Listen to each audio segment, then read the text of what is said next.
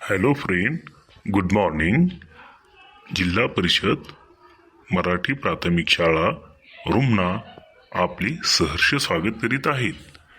मी माझा विद्यार्थी ॲनीसोबत काही वार्तालाप करणार आहे. ते तुम्ही नीट व्यवस्थित लक्षात घ्या आणि आमच्यासोबत तुम्हीही इंग्रजी शिकण्याचा प्रयत्न करा. Hello any, good morning. Good morning sir. Any, आज आपण की नाही काही शब्दसमूह शिकणार आहोत. आणि हो, हे शब्दसमूह मराठी आणि इंग्रजी अशा दोन्ही भाषेमध्ये शिकणार आहोत. हा, चल तर मग आज आपण माय हा शब्द इतर शब्दांशी जोडणार आहोत. लक्षात ठेव बरं. आणि माय म्हणजे माझा, माझी, माझे, माझ्या या सर्व गोष्टींसाठी इंग्रजीमध्ये फक्त माय हा शब्द वापरतात.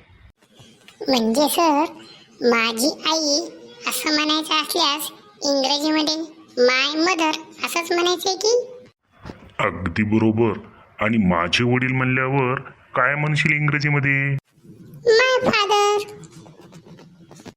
माझी आजी याच्यासाठी सोपे, माय ग्रँड मदर. अरे वा वा वा ॲनी, तू खूप चटकन लक्षात घेतलंस बरं.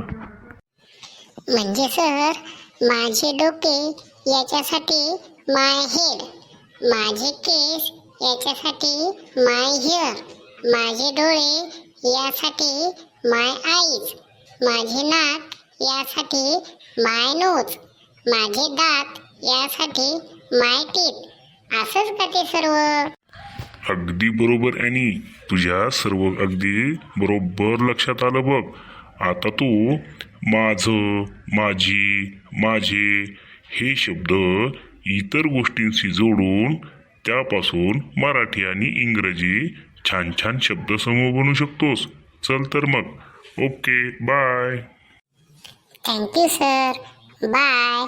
पण हो विद्यार्थी मित्रांनो, तुम्ही सुद्धा माझी गाय, माझा कुत्रा, माझं सफरचंद, माझा आंबा, माझी केळी, माझी बॅट, माझे काका असे वेगवेगळे शब्द माय याच्याशी जोडून वेगवेगळ्या आणि मजेशीर फ्रेज बनवा आणि इंग्रजी शिका. चला तर मग, गुड बाय.